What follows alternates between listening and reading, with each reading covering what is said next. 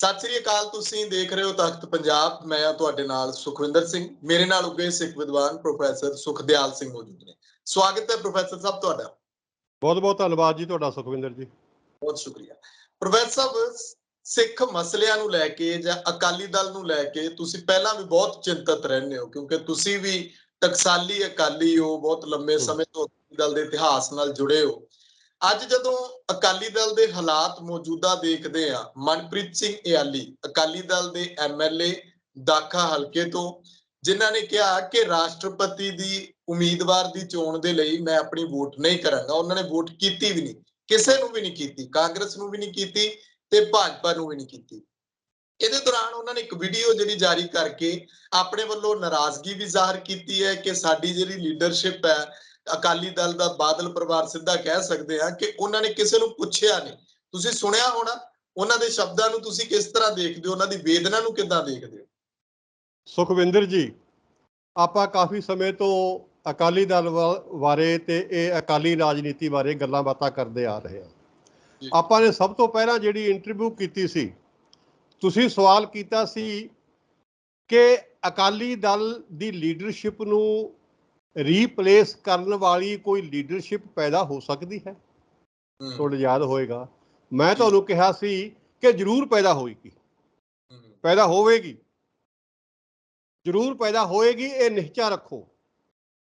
ਸੁਖਵਿੰਦਰ ਸਿੰਘ, ਜੋ ਵਰਤਮਾਨ ਜਿਹੜੀ ਕਾਰਵਾਈ ਹੋ ਰਹੀ ਹੈ, ਜਿਵੇਂ ਤੁਸੀਂ ਦੱਸਿਆ ਹੈ ਕਿ ਮਨਪ੍ਰੀਤ ਸਿੰਘ ਜੀ ਇਆਲੀ ਨੇ ਵੋਟ ਨਹੀਂ ਕੀਤੀ ਰਾਸ਼ਟਰਪਤੀ ਦੇ ਉਮੀਦਵਾਰ ਲਈ, ਬਗਾਵਤ ਕਰ ਦਿੱਤੀ ਹੈ ਅਕਾਲੀ ਦਲ ਤੋਂ, ਇਹ ਅਸਾਰ ਨੇ ਉਹਨਾਂ ਗੱਲਾਂ ਦੇ ਜਿਨ੍ਹਾਂ ਅਸਾਰਾਂ ਦੇ ਵਿੱਚੋਂ ਨਵੀਂ ਲੀਡਰਸ਼ਿਪ ਪੈਦਾ ਹੋਣੀ ਹੈ। ਨਵੀਂ ਲੀਡਰਸ਼ਿਪ ਇਸੇ ਤਰ੍ਹਾਂ ਹੀ ਪੈਦਾ ਹੁੰਦੀ ਹੈ ਜਿਸ ਤਰ੍ਹਾਂ ਦੇ ਅਸਾਰ ਇਸ ਸਮੇਂ ਸਿੱਖ ਰਾਜਨੀਤੀ ਦੇ ਵਿੱਚ ਕਰਵਟ ਲੈ ਰਹੇ ਨੇ। ਉਡੀਕਦੇ ਰਹੋ, ਬੜਾ ਕੁਝ ਹੋਏਗਾ ਅਜੇ। ਇਹ ਤਾਂ ਸ਼ੁਰੂਆਤ ਹੈ। ਜਦੋਂ ਬਗਾਵਤਾਂ ਹੋਣ ਲੱਗੀਆਂ ਤਾਂ ਬਗਾਵਤਾਂ ਦੀ ਲੜੀ ਥੰਮਦੀ ਨਹੀਂ ਹੁੰਦੀ, ਉਹ ਵੱਧਦੀ ਜਾਂਦੀ ਹੈ। ਅਕਾਲੀ ਦਲ ਨੂੰ ਜੋ ਝਟਕਾ ਲੋਕਾਂ ਵੱਲੋਂ, ਪੰਜਾਬ ਦੇ ਲੋਕਾਂ ਵੱਲੋਂ 2017 ਦੀਆਂ ਚੋਣਾਂ 'ਚ ਪਹਿਲਾਂ ਮਿਲਿਆ ਸੀ, ਇਹਨਾਂ ਲਈ ਉਹੀ ਝਟਕਾ ਵਾਧੂ ਸੀ। ਲੇਕਿਨ ਅਕਾਲੀ ਲੀਡਰਸ਼ਿਪ ਨੇ, ਬਾਦਲ ਪਰਿਵਾਰ ਨੇ ਖਾਸ ਕਰਕੇ, ਅਕਾਲੀ ਲੀਡਰਸ਼ਿਪ ਤਾਂ ਬੜੀ ਕੁਰਬਾਨੀਆਂ ਵਾਲੀ ਲੀਡਰਸ਼ਿਪ ਆਉਂਦੀ ਰਹੀ ਆ ਸੁਖਵਿੰਦਰ। ਬੜੀਆਂ ਕੁਰਬਾਨੀਆਂ ਕਰਨ ਵਾਲੇ ਪ੍ਰਧਾਨ ਆਉਂਦੇ ਰਹੇ ਨੇ, ਸਿੱਖੀ ਸੂਰਤ ਵਾਲੇ, ਇੱਕ ਜਿਨ੍ਹਾਂ ਦੇ ਵਿੱਚੋਂ ਸਿੱਖੀ ਚੋ ਕੇ ਪੈਂਦੀ ਸੀ, ਉਹੋ ਜਿਹੇ ਪ੍ਰਧਾਨ ਆਏ ਨੇ। ਇਸ ਕਰਕੇ ਜਦੋਂ ਮੈਂ ਅਕਾਲੀ ਲੀਡਰਸ਼ਿਪ ਕਹਿਣਾ, ਮੈਨੂੰ ਆਪਣੇ ਆਪ ਨੂੰ ਦੁੱਖ ਲੱਗਦਾ ਹੈ। ਸੁਖਵਿੰਦਰ ਸਿੰਘ, ਮੈਂ ਜਨਮਜਾਤ ਤੋਂ ਅਕਾਲੀ ਹਾਂ, ਅਕਾਲੀ ਦਲ ਨਾਲ ਜੁੜਿਆ ਹੋਇਆ, ਅਕਾਲੀ ਦਲ ਦੇ ਇਤਿਹਾਸ ਨਾਲ ਜੁੜਿਆ ਹੋਇਆ, ਅਕਾਲੀ ਦਲ ਦੇ ਸਿਧਾਂਤਾਂ ਨਾਲ ਜੁੜਿਆ ਹੋਇਆ। 24 ਘੰਟੇ ਮੇਰੇ ਦਿਮਾਗ ਦੇ ਵਿੱਚ ਅਕਾਲੀ ਦਲ ਦੀ ਰਾਜਨੀਤੀ ਹੀ ਰਹਿੰਦੀ ਹੈ। ਇਸੇ ਕਰਕੇ ਮੈਂ ਵਾਰ-ਵਾਰ ਇਸ ਲੀਡਰਸ਼ਿਪ ਨੂੰ ਕਹਿੰਦਾ ਹਾਂ ਕਿ ਇਹ ਲੀਡਰਸ਼ਿਪ ਜੇ ਸਿਆਣੀ ਹੁੰਦੀ ਤੇ ਦੀਵਾਰ ਦੇ ਉੱਤੇ ਲਿਖਿਆ ਹੋਇਆ, ਕਈ ਵਾਰ ਇਹਨੂੰ ਦਿਖਾਇਆ ਗਿਆ, ਕਈ ਵਾਰ, ਇੱਕ ਵਾਰ ਨਹੀਂ, 2017 ਦੇ ਵਿੱਚ ਦੀਵਾਰ ਦੇ ਉੱਤੇ ਲਿਖਿਆ ਹੋਇਆ ਦਿਖਾ ਦਿੱਤਾ ਗਿਆ ਸੀ ਪੰਜਾਬ ਦੇ ਵੋਟਰਾਂ ਵੱਲੋਂ ਕਿ ਤੁਹਾਡੇ 'ਚ ਸਾਡਾ ਭਰੋਸਾ ਨਹੀਂ ਹੈ। ਲੇਕਿਨ ਇਸ ਲੀਡਰਸ਼ਿਪ ਨੇ ਉਹ ਦੀਵਾਰ ਤੇ ਲਿਖਿਆ ਹੋਇਆ ਪੜ੍ਹਿਆ ਨਹੀਂ। ਫਿਰ ਆ 2022 ਦੀਆਂ ਚੋਣਾਂ ਵਿੱਚ ਤਾਂ ਬਿਲਕੁਲ ਹੀ ਕਲੀਅਰ ਕਰਕੇ ਵੱਡੇ ਵੱਡੇ ਅੱਖਰਾਂ ਦੇ ਵਿੱਚ, ਜਿਵੇਂ ਆਪਾਂ ਕਿਸੇ ਦੀ ਨਿਗਾਹ ਥੋੜੀ ਹੁੰਦੀ ਆ, ਆਪਾਂ ਉਹਦੇ ਸਾਹਮਣੇ ਵੱਡੇ ਵੱਡੇ ਅੱਖਰਾਂ ਵਾਲੀ ਕੋਈ ਲਿਖਤ ਸਾਹਮਣੇ ਕਰ ਦਿੰਦੇ ਆ ਕਿ ਉਸਨੂੰ ਦੇ ਜਾਵੇ। ਇਹ 2022 ਦਾ ਜਿਹੜਾ ਫਤਵਾ ਸੀ ਪੰਜਾਬ ਦੇ ਵੋਟਰਾਂ ਦਾ, ਇਹ ਵੱਡੇ ਅੱਖਰਾਂ ਦੇ ਵਿੱਚ, ਕਲੀਅਰ ਕੱਟ ਸ਼ਬਦਾਂ ਦੇ ਵਿੱਚ ਇਹ ਦੀਵਾਰ ਉੱਤੇ ਲਿਖਿਆ ਹੋਇਆ ਸੀ ਕਿ ਭਾਈ ਤੁਸੀਂ ਪੜ੍ਹ ਲਓ ਇਹਨੂੰ ਲਿਖੇ ਹੋਏ ਨੂੰ। ਪੰਜਾਬ ਦੇ ਵੋਟਰਾਂ ਦਾ ਤੁਹਾਡੇ ਵਿੱਚ ਉੱਕਾ ਹੀ ਕੋਈ ਵਿਸ਼ਵਾਸ ਨਹੀਂ ਰਿਹਾ। ਕਿਉਂ ਵਿਸ਼ਵਾਸ ਨਹੀਂ ਰਿਹਾ? ਇਹਨਾਂ ਲੋਕਾਂ ਨੇ, ਬਾਦਲ ਪਰਿਵਾਰ ਨੇ, ਜਾਂ ਜਿਹੜਾ ਵਰਤਮਾਨ ਪ੍ਰਧਾਨ ਹੈ ਸ਼੍ਰੋਮਣੀ ਅਕਾਲੀ ਦਲ ਦਾ ਸਰਦਾਰ ਸੁਖਬੀਰ ਸਿੰਘ, ਇਹਨਾਂ ਨੇ ਗੁਰੂ ਦੀ ਗੋਲਕ ਨੂੰ ਰੱਜ ਕੇ ਵਰਤਿਆ, ਰੱਜ ਕੇ ਵਰਤਿਆ, ਗੁਰਧਾਮਾਂ ਨੂੰ ਰੱਜ ਕੇ ਵਰਤਿਆ, ਪੰਥਕ ਹਿੱਤਾਂ ਨੂੰ ਰੱਜ ਕੇ ਨਿਲਾਮ ਕੀਤਾ, ਸਿੱਖ ਧਰਮ ਨੂੰ ਰੱਜ ਕੇ ਵਰਤੇ ਆ ਵੋਟਾਂ ਲੈਣ ਲਈ, ਲੇਕਿਨ ਕਿਉਂਕਿ ਵਰਤਿਆ ਹੈ ਉਹਦੇ ਲਈ ਕੁਰਬਾਨੀ ਕੋਈ ਨਹੀਂ ਕੀਤੀ।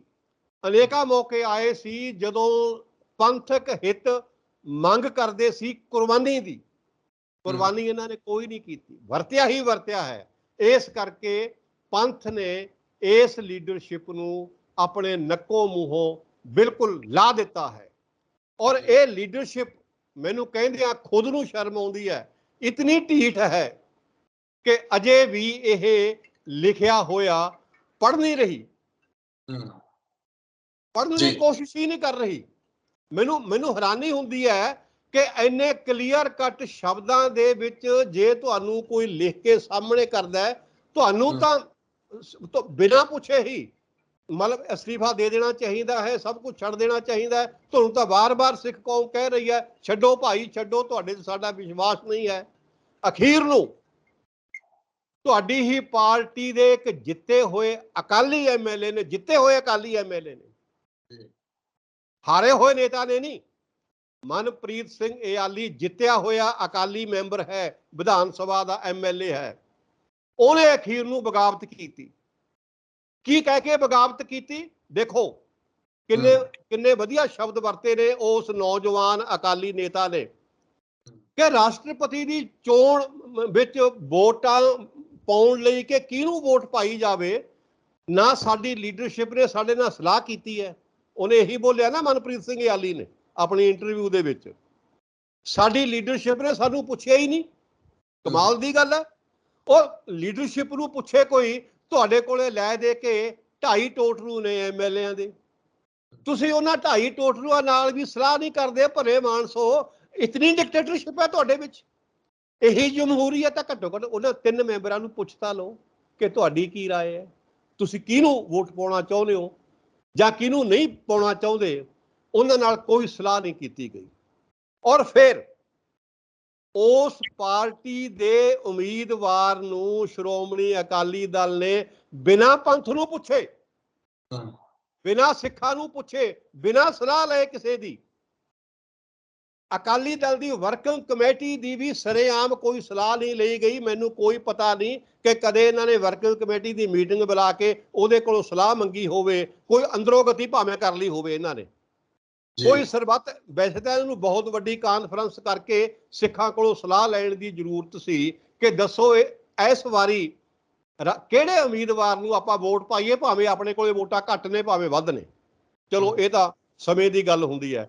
ਕੋਈ ਸਲਾਹ ਨਹੀਂ ਕੀਤੀ ਗਈ। ਆਪਣੀ ਮਰਜ਼ੀ ਨਾਲ ਇੱਕ ਪਰਿਵਾਰ ਨੇ ਆਪਣੇ ਘਰ ਬੈਠ ਕੇ ਫੈਸਲਾ ਕਰ ਦਿੱਤਾ ਕਿ ਅਸੀਂ ਭਾਰਤੀ ਜਨਤਾ ਪਾਰਟੀ ਦੇ ਉਮੀਦਵਾਰ ਨੂੰ ਵੋਟਾਂ ਪਾਵਾਂਗੇ। ਉਹ ਭਲੇ ਮਾਨਸੋ, ਤੁਹਾਡੇ ਕੋਲੇ 2 ਵੋਟਾਂ ਪਾਰਲੀਮੈਂਟ ਦੀਆਂ ਨੇ, 3 ਵੋਟਾਂ ਅਸੈਂਬਲੀ ਪਾਰਟੀ ਦੇ ਵਿੱਚ ਨੇ, 5 ਵੋਟਾਂ ਨੇ ਤੁਹਾਡੇ ਕੋਲੇ, ਭਾਵੇਂ ਇਹਨਾਂ ਦੀ ਚਲੋ ਜਿਹੜੀ ਵੈਲਿਊ ਪਾਈ ਹੋਈ ਆ ਉਹ ਵੱਖਰੀ ਹੈ। ਤੁਸੀਂ ਇਹਨਾਂ 2 ਤਾਂ ਵੋਟਾਂ ਤੁਹਾਡੇ ਆਪਣੇ ਘਰ ਦੀਆਂ ਨੇ, 3 ਐਮਐਲਏ ਨੇ, ਤੁਸੀਂ ਇਹਨਾਂ ਨਾਲ ਘੱਟੋ ਘੱਟ ਸਲਾਹ ਤਾਂ ਕਰ ਲਓ ਬਹਿ ਕੇ, ਤਾਂ ਕਿ ਸਿੱਖਾਂ ਨੂੰ ਪਤਾ ਲੱਗ ਜੇ ਕਿ ਤੁਹਾਡੇ 'ਚ ਕੋਈ ਜਮਹੂਰੀਅਤ ਦਾ ਕੋਈ ਅੰਸ਼ ਹੈ, ਕਿ ਤੁਸੀਂ ਅਜੇ ਵੀ ਸਾਰਿਆਂ ਦੀ ਸਲਾਹ ਨਾਲ ਚੱਲਦੇ ਹੋ। ਕਿਸੇ ਦੀ ਸਲਾਹ ਨਹੀਂ ਇਹਨਾਂ ਨੇ ਲਈ, ਬਿਨਾਂ ਸਲਾਹ ਲਏ ਇਹ ਫੈਸਲਾ ਕਰ ਦਿੱਤਾ। ਔਰ ਮੈਂ ਕਹਿਣਾ, ਮੈਂ ਸਮਝਦਾ ਕਿ ਜੋ ਸਰਦਾਰ ਮਨਪ੍ਰੀਤ ਸਿੰਘ ਇਆਲੀ ਨੇ ਫੈਸਲਾ ਲਿਆ ਹੈ, ਮੈਂ ਉਸ ਫੈਸਲੇ ਦੀ ਬਹੁਤ ਸ਼ਲਾਘਾ ਕਰਦਾ ਹਾਂ। ਔਰ ਮੈਂ ਸਰਦਾਰ ਮਨਪ੍ਰੀਤ ਸਿੰਘ ਇਆਲੀ ਨੂੰ ਇਹ ਵੀ ਕਹਿੰਦਾ ਹਾਂ, ਇਆਲੀ ਸਾਹਿਬ ਧਿਆਨ ਨਾਲ ਸੁਣ ਲਓ, ਪਰਵਾਹ ਨਾ ਕਰੋ ਕਿ ਤੁਸੀਂ ਇਕੱਲੇ ਹੋ, ਇਕੱਲੇ ਨਹੀਂ ਹੈਗੇ ਤੁਸੀਂ। ਸਾਰਾ ਖਾਲਸਾ ਪੰਥ ਤੁਹਾਡੇ ਨਾਲ ਹੋਵੇਗਾ, ਸਾਰਾ ਪੰਜਾਬ ਤੁਹਾਡੇ ਨਾਲ ਹੋਵੇਗਾ ਜੇ ਆਪਣੇ ਸਟੈਂਡ ਤੇ ਤੁਸੀਂ ਅੜੇ ਰਹੋਗੇ। ਅੜੇ ਰਹੋ, ਅਸੀਂ ਤੁਹਾਡੇ ਨਾਲ ਆ, ਆਪਣੇ ਸਟੈਂਡ ਤੇ ਅੜ ਕੇ ਅੱਗੇ ਚੱਲਦੇ ਰਹੋ। ਹਾਂਜੀ ਜੀ ਪ੍ਰੋਫੈਸਰ ਸਾਹਿਬ, ਇੱਕ ਸਵਾਲ ਜਿਹੜਾ ਉਹਨਾਂ ਨੇ ਵੀ ਖੜਾ ਕੀਤਾ ਇਆਲੀ ਸਾਹਿਬ ਨੇ, ਲੋਕ ਜਿਹੜਾ ਖੜਾ ਕਰਦੇ ਨੇ ਅਕਾਲੀ ਦਲ ਦੇ ਉੱਤੇ ਕਿ ਬਾਦਲ ਪਰਿਵਾਰ ਨੇ ਬੀਜੇਪੀ ਦੇ ਨਾਲ, ਪ੍ਰਧਾਨ ਮੰਤਰੀ ਮੋਦੀ ਸਾਹਿਬ ਨਾਲ ਬੇਹੱਦ ਨਜ਼ਦੀਕੀਆਂ ਜਿਹੜੀਆਂ ਉਹ ਸਭ ਦੇ ਸਾਹਮਣੇ ਨੇ। ਪ੍ਰਧਾਨ ਮੰਤਰੀ ਸਾਹਿਬ ਤਾਂ ਬਾਦਲ ਸਾਹਿਬ ਦੇ ਪੈਰੀ ਹੱਥ ਤੱਕ ਲਾਉਂਦੇ ਨੇ। ਪਿੱਛੇ ਜੇ ਸਿਹਤ ਢਿੱਲੀ ਹੋਈ ਤਾਂ ਫੋਨ ਕਰਕੇ ਹਾਲ ਚਾਲ ਪੁੱਛਿਆ। ਤੇ ਫਿਰ ਵੀ ਜਿਹੜੀਆਂ ਬੰਦੀ ਸਿੰਘਾਂ ਦੀਆਂ ਮੰਗਾਂ ਨੇ ਕਿ ਬੰਦੀ ਸਿੰਘਾਂ ਨੂੰ ਰਿਹਾ ਕਰਨਾ ਜਾਂ ਪੰਜਾਬ ਦੇ ਮਸਲਿਆਂ ਨੂੰ ਸੁਲਝਾਉਣਾ, ਇੱਕ ਪਾਸੇ ਤਾਂ ਇਹਨਾਂ ਦੀ ਭਾਈਵਾਲੀ ਵੀ ਰਹੀ ਤੇ ਦੂਜੇ ਬੰਨੇ ਹੁਣ ਕੇਂਦਰ 'ਚ ਵੀ ਹੈ ਤੇ ਹੁਣ ਅੱਗੋਂ ਵੀ ਆਉਣ ਦੀ ਉਮੀਦ ਜਤਾ ਰਹੇ ਨੇ ਕਿ 2024 'ਚ ਵੀ ਭਾਜਪਾ ਨੇ ਆ ਜਾਣਾ ਇਹ ਫਿਰ ਵੀ ਫੇਲ ਕਿਉਂ ਸਾਬਤ ਹੋਏ ਕਿਉਂ ਨਹੀਂ ਕਿ ਜਿਵੇਂ ਇਆਲੀ ਸਾਹਿਬ ਕਹਿ ਰਹੇ ਨੇ ਕਿ ਨਿੱਜ ਪ੍ਰਸਤ ਹੋ ਕੇ ਕੀਤਾ ਗਿਆ। ਬਿਲਕੁਲ ਆਪਾਂ ਪਹਿਲਾਂ ਵੀ ਗੱਲਾਂ ਕਰ ਚੁੱਕੇ ਆ ਇਸ ਵਿਸ਼ੇ ਦੇ ਉੱਤੇ। 25 ਸਾਲ ਤੋਂ ਇਹਨਾਂ ਦੀ ਭਿਆਲੀ ਭਾਈਵਾਲੀ ਭਾਰਤੀ ਜਨਤਾ ਪਾਰਟੀ ਨਾਲ ਬੜੀ ਅੱਛੀ ਤਰੀਕੇ ਨਾਲ ਚੱਲਦੀ ਆ ਰਹੀ ਹੈ 25 ਸਾਲਾਂ ਤੋਂ। ਘੱਟੋ ਘੱਟ ਜੇ 25 ਸਾਲਾਂ ਵਿੱਚੋਂ ਆਪਾਂ 5 ਸਾਲ ਸ੍ਰੀ ਅਟਲ ਬਿਹਾਰੀ ਵਾਜਪਾਈ ਵਾਲੇ ਵੀ ਵਿੱਚ ਲੈ ਲਈਏ ਤੇ 10 ਸਾਲ ਮੋਦੀ ਸਾਹਿਬ ਵਾਲੇ ਲੈ ਲਈਏ 15 ਸਾਲ ਦਾ ਅਰਸਾ ਬਣਦਾ ਔਰ ਬਿਲਕੁਲ ਇਹ ਘਿਓ ਖਿਚੜੀ ਹੋਏ ਰਹੇ ਨੇ ਬੀਜੇਪੀ ਨਾਲ। ਮੈਂ ਸਮਝਦਾ ਕਿ ਜਿਹਦੇ ਨਾਲ ਤੁਸੀਂ ਭਿਆਲੀ ਪਾਈ ਆ ਇਹ ਗੱਲ ਚੰਗੀ ਹੈ ਕਿ ਇੱਕ ਦੂਜੇ ਦੇ ਵਿਸ਼ਵਾਸ ਪਾਤਰ ਬਣ ਕੇ ਰਹੋ। ਬੀਜੇਪੀ ਨੂੰ ਵੀ ਆਪਣਾ ਵਿਸ਼ਵਾਸ ਪਾਤਰ ਬਣਾਓ ਤੇ ਬੀਜੇਪੀ ਦੇ ਖੁਦ ਵੀ ਵਿਸ਼ਵਾਸ ਪਾਤਰ ਬਣੇ ਰਹੋ। ਦੋਹਾਂ ਜਦੋਂ ਦੋ ਭਾਈਵਾਲ ਪਾਰਟੀਆਂ ਹੁੰਦੀਆਂ ਨੇ ਇਹ ਵਿਸ਼ਵਾਸ ਪਾਤਰ ਬਣ ਕੇ ਹੀ ਚੱਲਣਾ ਪੈਂਦਾ ਹੈ।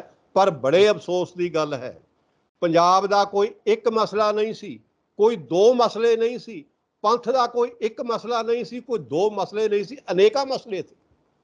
ਜਿੰਨੇ ਮਸਲੇ ਪੰਜਾਬ ਦੇ ਨੇ ਉਹਨੇ ਤਾਂ ਮਸਲੇ ਮੇਰਾ ਖਿਆਲ ਹੈ ਕਿ ਭਾਰਤੀ ਯੂਨੀਅਨ ਦੇ ਵਿੱਚ ਜਿੰਨੀਆਂ ਸਟੇਟਾਂ ਨੇ ਕਿਸੇ ਸਟੇਟ ਦੇ ਇੰਨੇ ਮਸਲੇ ਨਹੀਂ ਹੋਣੇ।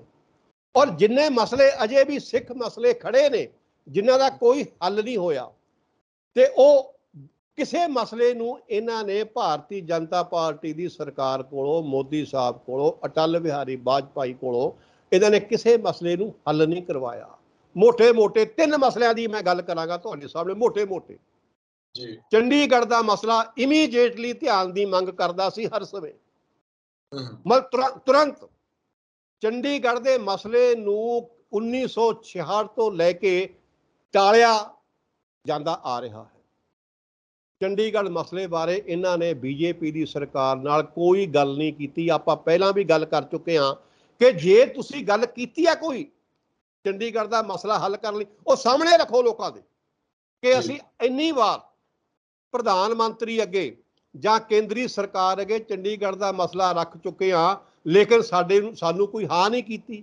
ਅਗਰ ਤੁਸੀਂ ਮਸਲਾ ਕੇਂਦਰੀ ਸਰਕਾਰ ਦੇ ਅੱਗੇ ਰੱਖ ਚੁੱਕੇ ਹੋ ਔਰ ਤੁਹਾਨੂੰ ਸਰਕਾਰ ਨੇ ਕੋਈ ਰਿਸਪੌਂਸ ਨਹੀਂ ਦਿੱਤਾ ਉਹ ਫਿਰ ਤੁਹਾਡਾ ਕੀ ਹੱਕ ਬਣਦਾ ਉਹਦੇ ਨਾਲ ਇਕੱਠੇ ਹੋ ਕੇ ਚੱਲਣ ਦਾ।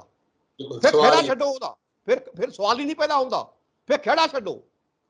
ਤੁਸੀਂ ਕਦੇ ਪਾਣੀਆਂ ਦਾ ਮਸਲਾ ਚੁੱਕਿਆ ਪ੍ਰਧਾਨ ਮੰਤਰੀ ਨਾਲ ਇਹਨੂੰ ਪੁੱਛੋ ਕਦੋਂ ਚੁੱਕਿਆ, ਪੇਸ਼ ਕਰੋ ਡੇਟਾ। ਉਹ ਮੀਟਿੰਗ ਦਾ ਜਿਹੜਾ ਹਵਾਲਾ ਹੈ ਉਹ ਪੇਸ਼ ਕਰੋ ਕਦੋਂ ਤੁਸੀਂ ਪ੍ਰਧਾਨ ਮੰਤਰੀ ਨਾਲ ਜਾਂ ਕੇਂਦਰੀ ਕੈਬਨਿਟ ਨਾਲ ਪਾਣੀਆਂ ਦਾ ਮਸਲਾ ਚੁੱਕਿਆ। ਜੇ ਤੁਸੀਂ ਚੁੱਕਿਆ ਤਾਂ ਤੁਹਾਡੇ ਮਸਲੇ ਨੂੰ ਸੈਂਟਰ ਨੇ ਰਿਸਪੌਂਸ ਕਿਉਂ ਨਹੀਂ ਦਿੱਤਾ। ਜੇ ਤੁਸੀਂ ਚੁੱਕਿਆ ਨਹੀਂ ਫਿਰ ਤੁਹਾਡੀ ਕਮਜ਼ੋਰੀ ਹੈ, ਫਿਰ ਸੈਂਟਰਲ ਗਵਰਨਮੈਂਟ ਦੀ ਕਮਜ਼ੋਰੀ ਨਹੀਂ ਹੈਗਾ। ਮੇਰੇ ਕਹਿਣ ਦਾ ਮਤਲਬ ਹੈ ਇਹ ਨਿੱਜੀ ਸਵਾਰਥਾਂ ਦੇ ਵਿੱਚ ਇਤਨਾ ਫਸ ਚੁੱਕੇ ਹੈ ਬਾਦਲ ਪਰਿਵਾਰ ਕਿ ਇਹਦੇ ਦਿਮਾਗ ਦੇ ਵਿੱਚ ਨਾ ਪੰਜਾਬ ਦਾ ਮਸਲਾ ਆਉਂਦਾ ਸੁਖਵਿੰਦਰ ਜੀ, ਨਾ ਹੀ ਕੋਈ ਸਿੱਖੀ ਮਸਲਾ ਆਉਂਦਾ ਹੈ। ਹੁਣ ਤੁਸੀਂ ਕਹੋਗੇ ਸਿੱਖੀ ਮਸਲਾ ਕਿਹੜਾ ਹੈ ਜਿਹਦਾ ਕੋਈ ਹੱਲ ਨਹੀਂ ਕੀਤਾ। ਸਭ ਤੋਂ ਵੱਡਾ ਮਸਲਾ ਸਿੱਖੀ ਦਾ, ਸਭ ਤੋਂ ਵੱਡਾ ਮਸਲਾ ਆਲ ਇੰਡੀਆ ਗੁਰਦੁਆਰਾ ਐਕਟ ਬਣਾਉਣ ਦਾ ਸੀ। ਆਪਾਂ ਨੇ ਪਹਿਲਾਂ ਵੀ ਮੈਂ ਤੁਹਾਡੇ ਨਾਲ ਗੱਲ ਕੀਤੀ ਸੀ। ਇਹ ਮਤਲਬ ਇਹ ਆਲ ਇੰਡੀਆ ਗੁਰਦੁਆਰਾ ਐਕਟ ਦਾ ਜਿਹੜਾ ਮੁੱਦਾ ਸੀ ਅਕਾਲੀ ਦਲ ਦੀਆਂ ਹਰੇਕ ਚੋਣਾਂ ਜਿਹੜੇ ਇਹ ਚੋਣਾਂ ਲੜਦੀ ਸੀ ਵਿਧਾਨ ਸਭਾ ਦੀਆਂ ਹਰ ਚੋਣਾਂ ਦੇ ਵਿੱਚ ਜਿਹੜਾ ਉਹਦਾ ਮਨੋਰਥ ਪੱਤਰ ਹੁੰਦਾ ਸੀ ਪਹਿਲੇ 2-3 ਮੁੱਦਿਆਂ ਦੇ ਵਿੱਚ ਇਹ ਮੁੱਦਾ ਆਉਂਦਾ ਹੁੰਦਾ ਸੀ ਕਿ ਅਕਾਲੀ ਦਲ ਚਾਹੁੰਦਾ ਹੈ ਕਿ ਪੰਜਾਬ ਸਿੱਖ ਗੁਰਦੁਆਰਾ ਐਕਟ ਨੂੰ ਹੋਰ ਵਧਾ ਕੇ ਇਹਨੂੰ ਪੰਜਾਬ ਦੀਆਂ ਹੱਦਾਂ ਚੋਂ ਕੱਢ ਕੇ ਆਲ ਇੰਡੀਆ ਲੈਵਲ ਤੇ ਇੱਕ ਆਲ ਇੰਡੀਆ ਸਿੱਖ ਗੁਰਦੁਆਰਾ ਐਕਟ ਬਣਾਇਆ ਜਾਵੇ। ਆਲ ਇੰਡੀਆ ਸਿੱਖ ਗੁਰਦੁਆਰਾ ਐਕਟ ਬਣਨ ਨਾਲ ਜਿਸ ਤਰ੍ਹਾਂ ਹੁਣ ਸ਼੍ਰੋਮਣੀ ਕਮੇਟੀ ਪੰਜਾਬ ਹਰਿਆਣਾ ਤੇ ਹਿਮਾਚਲ ਦੀ ਤੇ ਚੰਡੀਗੜ੍ਹ ਦੀ ਬਣੀ ਹੋਈ ਹੈ ਤਾਂ ਆਲ ਇੰਡੀਆ ਗੁਰਦੁਆਰਾ ਐਕਟ ਬਣਨ ਨਾਲ ਇਹੀ ਸ਼੍ਰੋਮਣੀ ਕਮੇਟੀ ਸਾਰੇ ਹਿੰਦੁਸਤਾਨ ਦੀ ਬਣ ਜਾਣੀ ਸੀ। ਸਾਰੇ ਹਿੰਦੁਸਤਾਨ ਦੀ ਹਰ ਸਟੇਟ ਦੀ ਕਮੇਟੀ ਆਪਣੀ ਬਣ ਕੇ ਜਿਸ ਤਰ੍ਹਾਂ ਇੱਕ ਸੈਂਟਰ ਹੁੰਦਾ ਤੇ ਬਾਕੀ ਉਹਦੀਆਂ ਸਟੇਟਸ ਹੁੰਦੀਆਂ ਨੇ। ਸ਼੍ਰੋਮਣੀ ਗੁਰਦੁਆਰਾ ਪ੍ਰਬੰਧਕ ਕਮੇਟੀ ਦੇ ਰੂਪ ਵਿੱਚ ਇੱਕ ਸੈਂਟਰਲ ਬੋਡੀ ਹੁੰਦੀ ਤੇ ਹਰ ਸਟੇਟ ਦੀ ਆਪਣੀ ਵੱਖਰੀ ਵੱਖਰੀ ਗੁਰਦੁਆਰਾ ਪ੍ਰਬੰਧਕ ਕਮੇਟੀ ਹੁੰਦੀ। ਤੁਸੀਂ ਖੁਦ ਸੋਚੋ ਕਿਤਨਾ ਇਹ ਵੱਡਾ ਵਿਸ਼ਾਲ ਸਿੱਖ ਡੈਮੋਕ੍ਰੈਟਿਕ ਢਾਂਚਾ ਹੋਣਾ ਸੀ, ਕਿਤਨਾ ਵਿਸ਼ਾਲ। ਹਰ ਸਟੇਟ ਦੇ ਸਿੱਖਾਂ ਨੂੰ ਆਪਣੀ ਸਟੇਟ ਦੇ ਗੁਰਦੁਆਰਿਆਂ ਦਾ ਪ੍ਰਬੰਧ ਕਰਨ ਦਾ ਅਧਿਕਾਰ ਹੋਣਾ ਚਾਹੀਦਾ ਹੈ। ਹਰ ਸਟੇਟ ਦੇ ਸਿੱਖਾਂ ਨੂੰ ਆਪਣੀ ਸਟੇਟ ਦੇ ਗੁਰਦੁਆਰਿਆਂ ਦਾ ਪ੍ਰਬੰਧ ਖੁਦ ਕਰਨ ਲਈ ਉਹਨਾਂ ਨੂੰ ਅਧਿਕਾਰ ਹੋਣਾ ਚਾਹੀਦਾ ਹੈ। ਜਦੋਂ ਕਿ ਸ਼੍ਰੋਮਣੀ ਗੁਰਦੁਆਰਾ ਪ੍ਰਬੰਧਕ ਕਮੇਟੀ ਨੇ ਹਰਿਆਣੇ ਦੇ ਸਿੱਖਾਂ ਨੂੰ ਵੀ ਰੋਕਿਆ ਹੋਇਆ ਹੈ ਕਿ ਤੁਹਾਨੂੰ ਕੋਈ ਅਧਿਕਾਰ ਨਹੀਂ ਕਿ ਤੁਸੀਂ ਵੱਖਰੀ ਹਰਿਆਣਾ ਪ੍ਰਬੰਧਕ ਗੁਰਦੁਆਰਾ ਕਮੇਟੀ ਬਣਾਓ। ਇਹਦਾ ਕੇਸ ਚੱਲਦਾ ਸੁਪਰੀਮ ਕੋਰਟ ਦੇ ਵਿੱਚ, ਪੈਂਡਿੰਗ ਚੱਲ ਰਿਹਾ ਹੈ। ਪਤਾ ਨਹੀਂ ਕਦੋਂ ਹੋਏਗਾ ਕਦੋਂ ਨਹੀਂ ਹੋਊਗਾ। 3 ਗੁਰਦੁਆਰੇ ਨੇ ਹਰਿਆਣਾ ਗੁਰਦੁਆਰਾ ਪ੍ਰਬੰਧਕ ਕਮੇਟੀ ਕੋਲ, 3 ਗੁਰਦੁਆਰੇ ਨੇ ਨਿੱਕੇ ਨਿੱਕੇ। ਉਹ ਸੁਪਰੀਮ ਕੋਰਟ ਨੇ ਜਦੋਂ ਫੈਸਲਾ ਦਿੱਤਾ ਸੀ, ਉਹ ਉਸ ਜਿਹੜੀ ਡੇਟ ਤੋਂ ਉਹਨਾਂ ਨੇ ਇਹ ਕੇਸ ਚੁੱਕਿਆ ਸੀ, ਸੁਪਰੀਮ ਕੋਰਟ ਦਾ ਇਹ ਕਹਿਣਾ ਸੀ ਕਿ ਜੋ ਸਟੇਟਸ ਕੋ ਹੈ ਅੱਜ ਤੱਕ, ਉਹ ਸਟੇਟਸ ਕੋ ਅਗਲੇ ਫੈਸਲੇ ਤੱਕ ਕਾਇਮ ਰਹੇਗਾ। ਸਟੇਟਸ ਕੋ ਇਹ ਸੀ ਕਿ ਹਰਿਆਣੇ ਦੀ ਕਮੇਟੀ ਕੋਲੇ 3 ਗੁਰਦੁਆਰੇ ਆ ਗਏ ਸੀ। ਇਸ ਕਰਕੇ ਉਹ ਸਟੇਟਸ ਕੋ ਦੇ ਮੁਤਾਬਕ, ਸੁਪਰੀਮ ਕੋਰਟ ਦੇ ਆਰਡਰ ਦੇ ਮੁਤਾਬਕ ਉਹ 3 ਗੁਰਦੁਆਰਿਆਂ ਦਾ ਪ੍ਰਬੰਧ ਕਰ ਰਹੀ ਹੈ ਜਿਹੜੇ ਹਰਿਆਣੇ ਵਿੱਚ ਨੇ। ਬਾਕੀ ਦਾ ਗੁਰਦੁਆਰਾ ਪ੍ਰਬੰਧ ਸ਼੍ਰੋਮਣੀ ਗੁਰਦੁਆਰਾ ਪ੍ਰਬੰਧਕ ਕਮੇਟੀ ਕੋਲੇ ਹੈ। ਦੂਜਾ ਵੱਡਾ ਮਸਲਾ ਜਿਹਦੀ ਇਹ ਡੌਂਗੇ ਪਿੱਟ ਰਹੇ ਨੇ, ਮਤਲਬ ਬਾਦਲ ਪਰਿਵਾਰ ਵਾਲੇ, ਸੁਖਬੀਰ ਸਿੰਘ ਬਾਦਲ, ਬੰਦੀ ਸਿੰਘਾਂ ਦੀ ਰਿਹਾਈ ਦਾ ਕਿੱਡਾ ਵੱਡਾ ਮਸਲਾ ਹੈ, ਕਿੱਡਾ ਵੱਡਾ ਮਸਲਾ ਹੈ।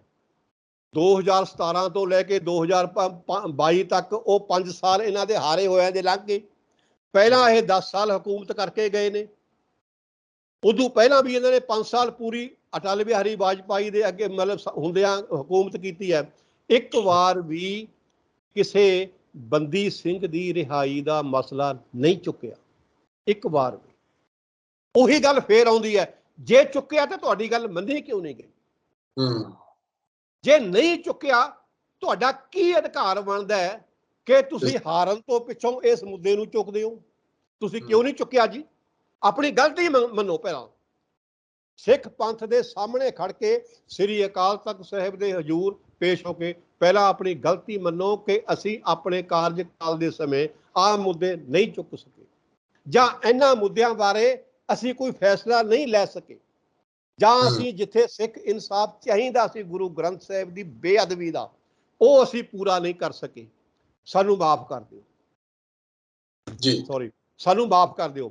ਅਕਾਲੀ ਲੀਡਰਸ਼ਿਪ ਨੇ ਨਾ ਮੁੱਦੇ ਚੁੱਕੇ ਨੇ, ਨਾ ਇਹਨਾਂ ਮੁੱਦਿਆਂ ਨੂੰ ਕੇਂਦਰੀ ਕੈਬਨਿਟ ਨਾਲ ਕੋਈ ਡਿਸਕਸ ਕੀਤਾ ਇਹਨਾਂ ਨੇ, ਨਾ ਇਹਨਾਂ ਨੇ ਖੁਦ ਹੀ ਕੋਸ਼ਿਸ਼ ਕੀਤੀ ਹੈ। ਸੋ ਸੁਖਵਿੰਦਰ ਜੀ, ਆਹ ਤਾਂ ਗੱਲਾਂ ਫਿਰ ਇਹਨਾਂ ਦੇ ਖਿਲਾਫ ਹੋਣਗੀਆਂ। ਇਹਨਾਂ ਦਾ ਹੱਕ ਕੀ ਬਣਦਾ ਅਕਾਲੀ ਦਲ ਦੇ ਉੱਤੇ ਕਬਜ਼ਾ ਕਰਕੇ ਰੱਖਣ ਦਾ? ਮੈਂ ਸਮਝਦਾ ਕਿ ਇਤਨੀ ਢੀਠ ਲੀਡਰਸ਼ਿਪ ਮੈਂ ਅਜੇ ਤੱਕ ਹਿੰਦੁਸਤਾਨ ਦੇ ਵਿੱਚ ਕਿਸੇ ਪੋਲੀਟੀਕਲ ਪਾਰਟੀ ਦੀ ਨਹੀਂ ਦੇਖੀ, ਜਿੰਨਾ ਢੀਠ ਹੋਇਆ ਮੈਂ ਸੁਖਬੀਰ ਸਿੰਘ ਬਾਦਲ ਨੂੰ ਦੇਖ ਰਿਹਾ ਹਾਂ।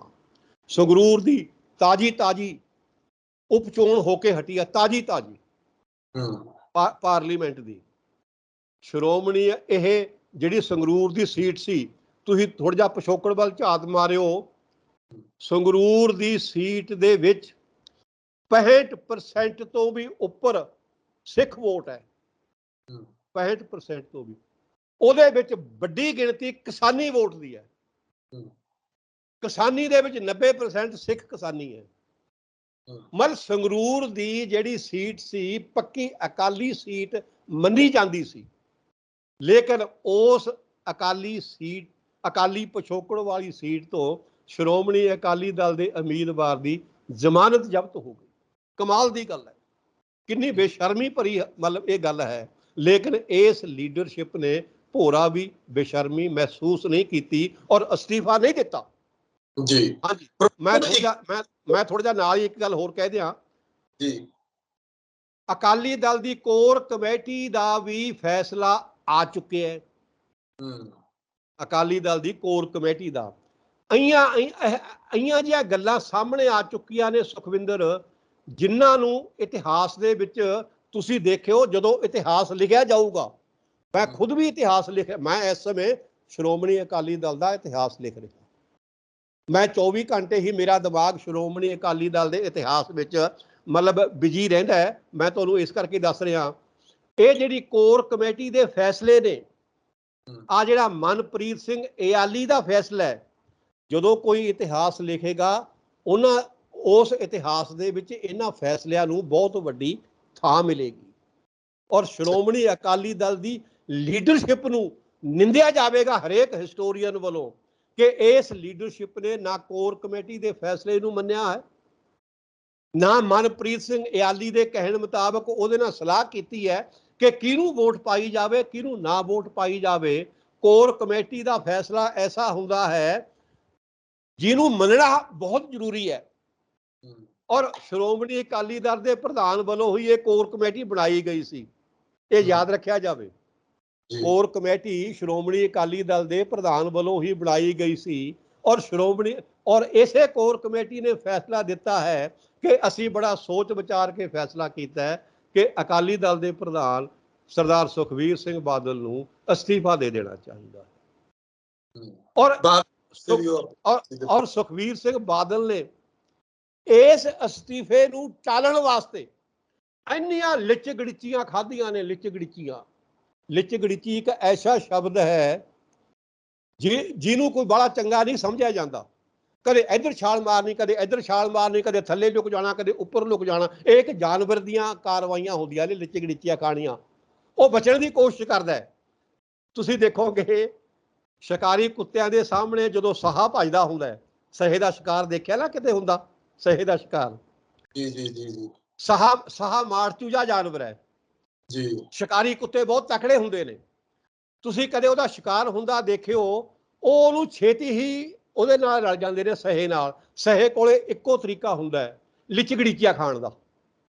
ਉਹ ਲਿਚ ਗੜੀਚੀਆਂ ਖਾ ਕੇ ਸ਼ਿਕਾਰੀ ਕੁੱਤਿਆਂ ਨੂੰ ਦਮੋਂ ਕੱਢ ਦਿੰਦਾ ਹੈ। ਇਹ ਲਿਚ ਗੜੀਚੀਆਂ ਸੁਖਬੀਰ ਸਿੰਘ ਬਾਦਲ ਖਾ ਰਿਹਾ ਹੈ ਕਿ ਮੈਂ ਕਿਸੇ ਨਾ ਕਿਸੇ ਤਰੀਕੇ ਨਾਲ ਕੋਰ ਕਮੇਟੀ ਦੇ ਫੈਸਲੇ ਤੋਂ ਬਚ ਜਾਵਾਂ। ਪਰ ਸੁਖਵਿੰਦਰ ਸਿੰਘ ਨਾ ਸੁਖਬੀਰ ਸਿੰਘ ਬਾਦਲ ਕੋਰ ਕਮੇਟੀ ਦੇ ਫੈਸਲੇ ਨੂੰ ਜ਼ਿਆਦਾ ਸਮੇਂ ਲਈ ਟਾਲ ਸਕਦਾ ਹੈ, ਨਾ ਸੁਖਬੀਰ ਸਿੰਘ ਬਾਦਲ ਮਨਪ੍ਰੀਤ ਸਿੰਘ ਇਆਲੀ ਦੇ ਕੀਤੇ ਹੋਏ ਫੈਸਲੇ ਤੋਂ ਬਚ ਸਕਦਾ ਹੈ। ਕੰਧ ਤੇ ਸਾਫ਼ ਲਿਖਿਆ ਹੋਇਆ ਹੈ ਕਿ ਭਾਈ ਸਾਹਿਬ ਤੁਸੀਂ ਹਾਰ ਚੁੱਕੇ ਹੋ, ਪੰਜਾਬ ਦੇ ਵੋਟਰ ਤੁਹਾਨੂੰ ਰੱਦ ਕਰ ਚੁੱਕੇ ਨੇ, ਪੰਥ ਤੁਹਾਨੂੰ ਰੱਦ ਕਰ ਚੁੱਕਿਆ ਹੈ। ਤੁਸੀਂ ਕਿਰਪਾ ਕਰਕੇ ਅਸਤੀਫਾ ਦੇ ਜਾਓ, ਕਿਰਪਾ ਕਰਕੇ ਅਸਤੀਫਾ ਦੇ ਜਾਓ ਜੀ। ਇੱਕ ਹੋਰ ਗੱਲ ਜਿਹੜੀ ਹੈ, ਤੁਸੀਂ ਦੇਖਿਆ ਹੋਣਾ ਪ੍ਰੋਫੈਸਰ ਸਾਹਿਬ, ਦਿੱਲੀ ਦੇ ਵਿੱਚ ਅਕਾਲੀ ਦਲ ਦਿੱਲੀ ਸਟੇਟ ਨਵੀਂ ਪਾਰਟੀ ਪਰਮੀਤ ਸਿੰਘ ਕਾਲ ਜਿਹੜੇ ਇਹਨਾਂ ਦੇ ਨਾਲ ਰਹੇ ਬਾਦਲ ਸਾਹਿਬ ਦੇ ਦੂਜੇ ਨੰਬਰ ਤੇ ਸੀ, ਉਹਨਾਂ ਨੇ ਵੀ ਉਸ ਪਾਰਟੀ ਦੀ ਸਥਾਪਨਾ ਕਰਕੇ ਤੇ ਉੱਥੇ ਸਾਹਿਬ ਪਹੁੰਚੇ ਹੋਏ ਸੀ। ਗਿਆਨੀ ਹਰਨਾਮ ਸਿੰਘ ਖਾਲਸਾ ਦਮਦਮੀ ਟਕਸਾਲ ਦੇ ਮੁਖੀ, ਜਿਹੜੇ ਬਾਦਲ ਕਹਿੰਦੇ ਬੇਹੱਦ ਕਰੀਬੀ ਰਹੇ ਨੇ। ਤੇ ਅੱਜ ਉਹਨਾਂ ਨੇ ਸਟੇਜ ਤੇ ਜਾ ਕੇ ਜਿਸ ਤਰੀਕੇ ਦੀ ਬਿਆਨਬਾਜ਼ੀ ਕੀਤੀ ਹੈ, ਜੋ ਕੁਝ ਕਿਹਾ, ਉਹ ਵੀ ਏਦਾਂ ਲੱਗਦਾ ਕਿ ਹੁਣ ਇੱਕ ਵੱਖਰੀ ਧਿਰ ਜਿਹੜੀ ਹੈ ਉਹ ਅਕਾਲੀ ਦਲ ਦੀ ਖੜੀ ਹੋ ਰਹੀ ਹੈ, ਜਿਹਦੇ ਵਿੱਚ ਬਾਦਲ ਪਰਿਵਾਰ ਅਲੱਗ ਥਲੱਗ ਨਜ਼ਰ ਆ ਰਿਹਾ। ਸਾਰੇ ਪਾਸੇ ਬਗਾਵਤਾਂ ਹੋ ਰਹੀਆਂ ਨੇ ਸੁਖਵਿੰਦਰ, ਸਾਰੇ ਪਾਸੇ। ਬਾਦਲ ਪਰਿਵਾਰ ਨੇ ਕਿਸੇ ਵੀ ਇਲਾਕੇ ਦੀ ਸਿੱਖ ਲੀਡਰਸ਼ਿਪ ਨੂੰ ਉਭਰਨ ਨਹੀਂ ਦਿੱਤਾ। ਕਿਸੇ ਵੀ ਇਲਾਕੇ ਦੀ ਸਿੱਖ ਲੀਡਰਸ਼ਿਪ ਨੂੰ ਉਭਰਨ ਨਹੀਂ ਦਿੱਤਾ। ਪੰਜਾਬ ਤੋਂ ਦੂਜੇ ਨੰਬਰ ਤੇ ਅੱਜ ਜੇ ਹਿੰਦੁਸਤਾਨ ਦੇ ਵਿੱਚ ਜੇ ਕਿਸੇ ਇੱਕ ਸ਼ਹਿਰ ਵਿੱਚ ਸਿੱਖਾਂ ਦੀ ਸਭ ਤੋਂ ਵੱਡੀ ਗਿਣਤੀ ਹੈ, ਜੇ ਕਿਸੇ ਇੱਕ ਸ਼ਹਿਰ ਵਿੱਚ, ਉਹ ਵੀ ਰਾਜਧਾਨੀ ਵਿੱਚ, ਜੇ ਸਿੱਖਾਂ ਦੀ ਕੋਈ ਵੱਡੀ ਗਿਣਤੀ ਆ ਤਾਂ ਉਹ ਦਿੱਲੀ ਵਿੱਚ ਹੈ। ਦਿੱਲੀ ਵਿੱਚ ਬਹੁਤ ਵੱਡੀ ਗਿਣਤੀ ਸਿੱਖਾਂ ਦੀ ਵਸੀ ਹੋਈ ਹੈ। ਇਤਨੀ ਵੱਡੀ ਗਿਣਤੀ ਸਿੱਖਾਂ ਦੀ ਵਸੀ ਹੋਈ ਹੈ ਦਿੱਲੀ ਦੇ ਵਿੱਚ ਕਿ ਉਹ ਸਮੁੱਚੀ ਰਾਜਧਾਨੀ ਦੇ ਉੱਪਰ ਆਪਣਾ ਇੰਪੈਕਟ ਛੱਡ ਰਹੇ ਨੇ, ਆਪਣਾ ਪ੍ਰਭਾਵ ਛੱਡ ਰਹੇ ਨੇ। ਉੱਥੇ ਕਿਸੇ ਬੰਦੇ ਨੇ ਬੋਲਦਿਆਂ ਹੋਇਆਂ ਕਿਹਾ ਸੀ ਕਿ ਇੱਥੇ 9-10 ਲੱਖ ਦੇ ਕਰੀਬ ਸਿੱਖ ਆਬਾਦੀ ਹੈ। ਮੈਂ ਸਮਝਦਾ ਕਿ ਉਹਨੇ ਵੀ ਇਹ ਘੱਟ ਕਿਹਾ। ਮੇਰੇ ਆਪਣੇ ਅੰਦਾਜ਼ੇ ਅਨੁਸਾਰ 15-16 ਲੱਖ ਤੋਂ ਵੱਧ ਸਿੱਖ ਆਬਾਦੀ ਹੈ ਦਿੱਲੀ ਦੇ ਵਿੱਚ। ਔਰ ਜਿੰਨੀ ਵੀ ਆਬਾਦੀ ਹੈ ਇਹ ਆਪਣਾ ਇੰਪੈਕਟ ਛੱਡ ਰਹੀ ਹੈ ਦਿੱਲੀ ਦੇ ਵਿੱਚ। ਹਾਲਾਂਕਿ ਦਿੱਲੀ ਦੀ ਆਪਣੀ ਆਬਾਦੀ ਕਰੋੜਾਂ ਵਿੱਚ ਹੈ, ਪਰ ਜੋ ਇੰਪੈਕਟ ਦਿੱਲੀ ਦੇ ਵਿੱਚ ਸਿੱਖ ਜਗਤ ਦਾ ਹੈ ਉਹ ਹੋਰ ਕਿਸੇ ਜਗਤ ਦਾ ਨਹੀਂ ਉੱਥੇ ਇੰਪੈਕਟ ਹੈਗਾ। ਲੇਕਿਨ ਉਹਨਾਂ ਦੀ ਆਪਣੀ ਇੱਕ ਵੱਖਰੀ ਗੁਰਦੁਆਰਾ ਪ੍ਰਬੰਧਕ ਕਮੇਟੀ ਹੈ। ਉਹਨਾਂ ਦਾ ਪਹਿਲਾਂ ਇੱਕ ਆਪਣਾ ਅਕਾਲੀ ਦਲ ਵੀ ਹੁੰਦਾ ਸੀ, ਜਿਹਨੂੰ ਬਾਦਲ ਪਰਿਵਾਰ ਨੇ ਆਪਣੀ ਐਸੀ ਗ੍ਰਿਫਤ ਵਿੱਚ ਲੈ ਲਿਆ ਕਿ ਉਹਨਾਂ ਦੀ ਸੁਤੰਤਰ ਹੋਂਦ ਹੀ ਖਤਮ ਕਰ ਦਿੱਤੀ ਇਹਨਾਂ ਨੇ। ਅੱਜ ਉਹ ਚਾਹੁੰਦੇ ਨੇ ਕਿ ਸਾਨੂੰ ਦਿੱਲੀ ਦੇ ਵਿੱਚ ਆਪਣੀ ਮਰਜ਼ੀ ਨਾਲ ਆਪਣੀ ਪੋਲਿਟਿਕਸ ਕਰਨ ਦਿਓ, ਸਾਨੂੰ ਦਿੱਲੀ ਵਿੱਚ ਆਪਣੀ ਮਰਜ਼ੀ ਨਾਲ ਆਪਣੇ ਗੁਰਦੁਆਰਿਆਂ ਦਾ ਪ੍ਰਬੰਧ ਕਰਨ ਦਿਓ। ਤੁਹਾਨੂੰ ਪਤਾ ਹੋਏਗਾ ਕਿ ਉਹਨਾਂ ਨੇ ਜਦੋਂ ਪਿੱਛੇ ਜੇ ਚੋਣਾਂ ਹੋਈਆਂ ਸੀ ਦਿੱਲੀ ਗੁਰਦੁਆਰਾ ਪ੍ਰਬੰਧਕ ਕਮੇਟੀ ਦੀਆਂ, ਇੱਕ ਪਿਛਲੀ ਵਾਰੀ, ਇੱਕ ਪਿਛਲੀ ਤੋਂ ਪਿਛਲੀ ਵਾਰੀ, ਉਹਨਾਂ ਨੇ ਬਾਦਲ ਪਰਿਵਾਰ ਦੀ ਲੀਡਰਸ਼ਿਪ ਨੂੰ ਉੱਥੇ ਆਉਣ ਤੋਂ ਮਨਾ ਕਰ ਦਿੱਤਾ ਸੀ।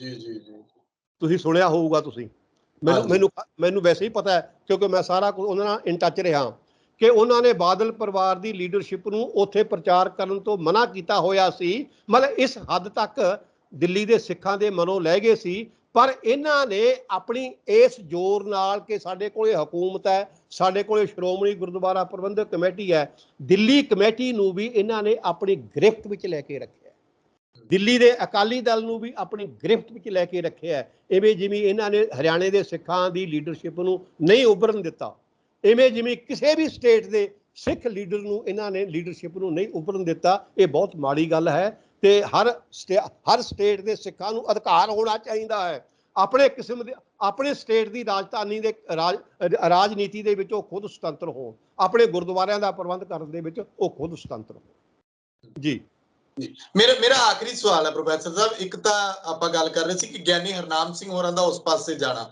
ਜਿੱਥੇ ਸੁਖਬੀਰ ਸਿੰਘ ਢੀਂਡਸਾ ਬੈਠੇ ਨੇ, ਜਿੱਥੇ ਦਾਦੂਵਾਲ ਸਾਹਿਬ ਬੈਠੇ ਨੇ, ਕਈ ਵਾਰੀ ਇਹ ਵੀ ਸਵਾਲ ਉੱਠ ਜਾਂਦੇ ਨੇ, ਉਂਗਲ ਉੱਠ ਜਾਂਦੀ ਹੈ ਕਿ ਕਿਤੇ ਬੀਜੇਪੀ ਕੋਈ ਸ਼ਰਾਰਤ ਤਾਂ ਨਹੀਂ ਖੇਡ ਰਹੀ ਕਿ ਅਕਾਲੀ ਦਲ ਬਾਦਲ ਜਿਸ ਤਰੀਕੇ ਨਾਲ ਹੇਠਾਂ ਗ੍ਰਾਫ ਉਹਨਾਂ ਦਾ ਆਇਆ, ਉਹਨਾਂ ਨੂੰ ਪਾਸੇ ਕਰਕੇ ਸ਼੍ਰੋਮਣੀ ਗੁਰਦੁਆਰਾ ਪ੍ਰਬੰਧਕ ਕਮੇਟੀ ਦੇ ਕਾਬਜ਼ ਹੋਣਾ ਜਾਂ ਆਰਐਸਐਸ ਦੀ ਐਂਟਰੀ ਕਰਾਉਣਾ, ਇਸ ਤਰ੍ਹਾਂ ਦੇ ਵੀ ਸਵਾਲ ਉੱਠਦੇ ਨੇ ਕਿ ਇੱਕ ਨਵਾਂ ਮੰਚ ਤਿਆਰ ਕੀਤਾ ਜਾ ਰਿਹਾ ਜਿਹੜਾ ਬੀਜੇਪੀ ਸਪਾਂਸਰਡ ਹੋਏਗਾ। ਦੇਖੋ, ਫਿਲਹਾਲ ਤਾਂ ਸਾਨੂੰ ਬਾਦਲ ਪਰਿਵਾਰ ਤੋਂ ਛੁਟਕਾਰਾ ਲੈਣ ਦੀ ਮਤਲਬ ਕੋਸ਼ਿਸ਼ ਕਰਨੀ ਚਾਹੀਦੀ ਹੈ। ਉਹ ਜਿਸ ਵੀ ਤਰੀਕੇ ਨਾਲ ਬਾਦਲ ਪਰਿਵਾਰ ਤੋਂ ਛੁਟਕਾਰਾ ਮਿਲ ਸਕਦਾ ਹੈ ਉਹ ਲੈ ਲੈਣਾ ਚਾਹੀਦਾ ਹੈ। ਬਾਕੀ ਰਹੀ ਗੱਲ ਬਾਬਾ ਹਰਨਾਮ ਸਿੰਘ ਜੀ ਦੀ, ਸੰਤ ਬਾਬਾ ਹਰਨਾਮ ਸਿੰਘ ਜੀ ਦੀ, ਮੈਂ ਉਹਨਾਂ ਨੂੰ ਬਹੁਤ ਅੱਛੀ ਤਰ੍ਹਾਂ ਜਾਣਦਾ ਹਾਂ, ਮੈਂ ਉਹਨਾਂ ਦੇ ਨਾਲ ਜੁੜਿਆ ਹੋਇਆ ਹਾਂ, ਮੈਂ ਉਹਨਾਂ ਦਾ ਸ਼ੁਭ ਚਿੰਤਕ ਹਾਂ, ਉਹ ਮੇਰੇ ਸ਼ੁਭ ਚਿੰਤਕ ਨੇ। ਬਾਬਾ ਹਰਨਾਮ ਸਿੰਘ ਐਸੀ ਗੱਲ ਨਹੀਂ ਕਰਨਗੇ ਕਿ ਕਿਸੇ ਪਾਰਟੀ ਦੇ ਕਹੇ ਤੋਂ ਉਹ ਕੋਈ ਸਟੈਪ ਚੁੱਕਣਗੇ। ਇਹ ਉਹਨਾਂ ਦੀ ਆਪਣੀ ਰਾਏ ਹੈ। ਮੇਰੇ ਨਾਲ ਵੀ ਗੱਲਾਂ ਕਰ ਚੁੱਕੇ ਨੇ ਉਹ, ਮੈਂ ਵੀ ਉਹਨਾਂ ਦੀਆਂ ਗੱਲਾਂ ਸੁਣ ਚੁੱਕਿਆ, ਅਸੀਂ ਬਹਿ ਕੇ ਗੱਲਾਂ ਬਾਤਾਂ ਵੀ ਕਰ ਚੁੱਕੇ ਹਾਂ। ਬਾਬਾ ਜੀ ਸੱਚਮੁੱਚ ਹੀ ਆਪਣੇ ਦਿਲ ਦੀ ਆਵਾਜ਼ ਨਾਲ ਬੋਲਦੇ ਨੇ। ਸੋ ਜੋ ਉਹਨਾਂ ਨੇ ਕੁਝ ਕਿਹਾ ਮੈਂ ਸੁਣਿਆ ਸਾਰਾ ਕੁਝ, ਉਹਨਾਂ ਦੀ ਵੀ ਮੈਂ ਇੰਟਰਵਿਊ ਸੁਣੀ ਹੈ, ਉਹ ਜਿਹੜੀ ਮਤਲਬ ਉਹ ਤੁਸੀਂ ਮੈਨੂੰ ਭੇਜੀ ਸੀ। ਤੇ ਗੱਲ ਤਾਂ ਇਹ ਹੈ ਸੁਖਵਿੰਦਰ ਕਿ ਪੰਥ ਦੀਆਂ ਜਿੰਨੀਆਂ ਵੀ ਬ੍ਰਾਂਚਾਂ ਨੇ, ਸ਼ਾਖਾਵਾਂ ਨੇ, ਸਾਰੀਆਂ ਇਕੱਠੀਆਂ ਹੋ ਕੇ ਇਹੀ ਗੱਲ ਸੋਚ ਰਹੀਆਂ ਨੇ ਕਿ ਬਾਦਲ ਪਰਿਵਾਰ ਤੋਂ ਕਿਸ ਤਰੀਕੇ ਨਾਲ ਛੁਟਕਾਰਾ ਪ੍ਰਾਪਤ ਕੀਤਾ ਜਾ ਸਕਦਾ ਹੈ। ਇਹਦੇ ਨਾਲ ਜਿਵੇਂ ਤੁਸੀਂ ਇਹ ਖਦਸ਼ਾ ਪ੍ਰਗਟ ਕੀਤਾ ਹੈ ਨਾ ਕਿ ਕਿਤੇ ਇਹ ਬੀਜੇਪੀ ਦੀ ਚਾਲ ਤਾਂ ਨਹੀਂ ਹੈਗੀ ਇਹ। ਸੁਖਵਿੰਦਰ, ਮੈਂ ਤੁਹਾਨੂੰ ਤੁਹਾਡੇ ਜਰੀਏ, ਤੁਹਾਡੇ ਇਸ ਚੈਨਲ ਦੇ ਜਰੀਏ ਮੈਂ ਇੱਕ ਗੱਲ ਕਹਿਣੀ ਚਾਹੁੰਦਾ, ਮੈਂ ਇੱਕ ਦੱਸਣੀ ਚਾਹੁੰਦਾ ਗੱਲ ਪੰਥ ਨੂੰ, ਪੰਜਾਬ ਨੂੰ, ਕਿ ਉਦੋਂ ਤੱਕ ਸ਼੍ਰੋਮਣੀ ਅਕਾਲੀ ਦਲ ਕਾਮਯਾਬ ਨਹੀਂ ਹੋਏਗਾ ਜਦੋਂ ਤੱਕ ਉਹ ਸ੍ਰੀ ਅਕਾਲ ਤਖਤ ਸਾਹਿਬ ਦੀ ਅਗਵਾਈ ਹੇਠ ਨਹੀਂ ਚੱਲੇਗਾ। ਜੇ ਕਿਸੇ ਦੀ ਚਾਲ ਹੋਈ ਕਿਸੇ ਪਾਰਟੀ ਦੀ, ਉਹ ਪਤਾ ਲੱਗ ਜਾਏਗਾ। ਇੱਥੇ ਸਦੀਵੀ ਤੌਰ ਤੇ ਉਹੀ ਅਕਾਲੀ ਦਲ ਚੱਲੇਗਾ ਕਾਮਯਾਬੀ ਨਾਲ ਜਿਹੜਾ ਸ੍ਰੀ ਅਕਾਲ ਤਖਤ ਸਾਹਿਬ ਤੋਂ ਅਗਵਾਈ ਲੈ ਕੇ ਚੱਲੇਗਾ। ਅਸੀਂ ਪੰਥ ਦੀ ਚੜ੍ਹਦੀ ਕਲਾ ਚਾਹੁੰਦੇ ਹਾਂ, ਅਸੀਂ ਖਾਲਸਾ ਜੀ ਦੇ ਬੋਲਬਾਲੇ ਚਾਹੁੰਦੇ ਹਾਂ।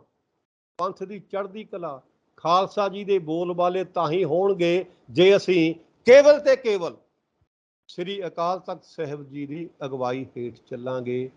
ਕਿਸੇ ਵੀ ਪਾਰਟੀ ਦੀ ਅਗਵਾਈ ਹੇਠ ਅਸੀਂ ਨਹੀਂ ਚੱਲਾਂਗੇ, ਕਿਉਂਕਿ ਕਿਸੇ ਵੀ ਪਾਰਟੀ ਦੀ ਅਗਵਾਈ ਹੇਠ ਚੱਲ ਕੇ ਮੇਰਾ ਇਹ ਨਿਸ਼ਚਾ ਹੈ ਕਿ ਸ੍ਰੀ ਅਕਾਲ ਤਖਤ ਸਾਹਿਬ ਦੇ ਹੁੰਦਿਆਂ ਸਾਨੂੰ ਕਿਸੇ ਵੀ ਪਾਰਟੀ ਦੀ ਅਗਵਾਈ ਨਹੀਂ ਕਬੂਲਣੀ ਚਾਹੀਦੀ। ਸਾਡੇ ਸਾਹਮਣੇ ਸ੍ਰੀ ਅਕਾਲ ਤਖਤ ਸਾਹਿਬ ਕਾਇਮ ਹੈ, ਉਹ ਸਿੱਖਾਂ ਦੀ ਸੋਵਰੇਨਟੀ ਦਾ ਪ੍ਰਤੀਕ ਹੈ।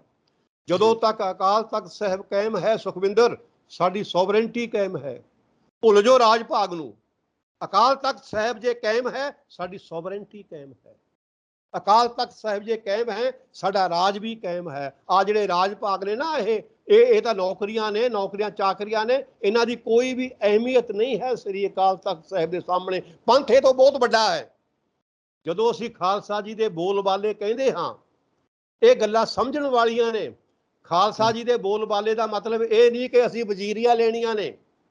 ਖਾਲਸਾ ਜੀ ਦੇ ਬੋਲਬਾਲੇ ਦਾ ਮਤਲਬ ਹੈ ਸਾਡੇ ਖਾਲਸਾਈ ਅਸੂਲ ਕਿੰਨਾ ਕੁ ਚੜ੍ਹਦੀ ਕਲਾ ਦੇ ਵਿੱਚ ਜਾ ਰਹੇ ਨੇ, ਸਾਡੇ ਸਿੱਖੀ ਅਸੂਲ ਕਿੰਨੀ ਕੁ ਚੜ੍ਹਦੀ ਕਲਾ ਦੇ ਵਿੱਚ ਜਾ ਰਹੇ ਨੇ। ਕੀ ਅਸੀਂ ਗੁਰੂ ਗ੍ਰੰਥ ਸਾਹਿਬ ਦੀ ਸਿੱਖਿਆ ਦੇ ਮੁਤਾਬਕ ਚੱਲ ਸਕਦੇ ਹਾਂ?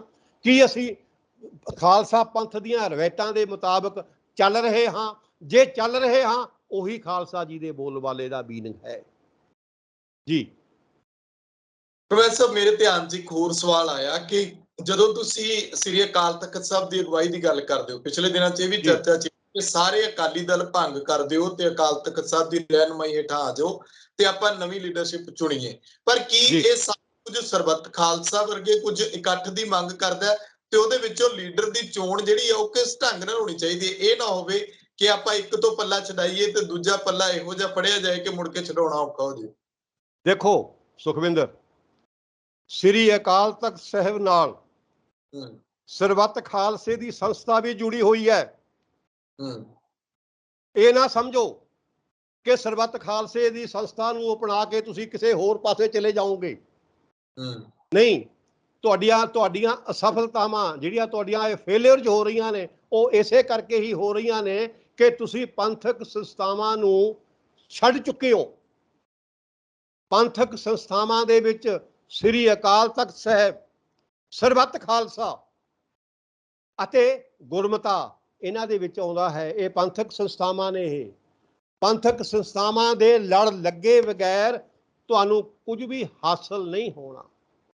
ਤੁਸੀਂ ਸਿੱਖ ਇਤਿਹਾਸ ਪੜ੍ਹ ਲਓ।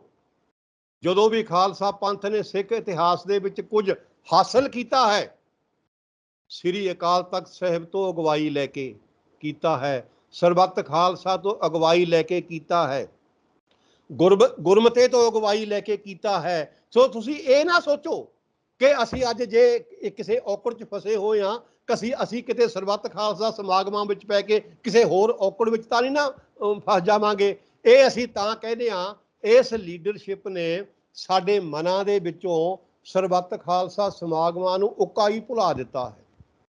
ਗੁਰਮਤੇ ਦੀ ਭਾਵਨਾ ਨੂੰ ਉੱਕਾ ਹੀ ਖਤਮ ਕਰ ਦਿੱਤਾ ਹੈ। ਇੱਥੇ ਬਾਦਲ ਪਰਿਵਾਰ ਦਾ ਹੀ ਹੁਕਮ ਚੱਲਦਾ ਹੈ। ਅਕਾਲ ਤਖਤ ਸਾਹਿਬ ਦੀ ਸੋਵਰੇਨਟੀ ਨੂੰ ਭੁਲਾ ਦਿੱਤਾ ਹੈ।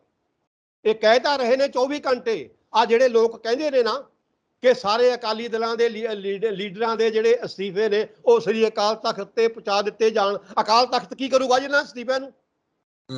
ਅਕਾਲ ਤਖਤ ਸਾਹਿਬ ਦੇ ਜਥੇਦਾਰ ਨੂੰ ਜਾਂ ਅਕਾਲ ਤਖਤ ਸਾਹਿਬ ਨੂੰ ਇਹਨਾਂ ਦੇ ਅਸਤੀਫਿਆਂ ਦੀ ਕੋਈ ਲੋੜ ਨਹੀਂ।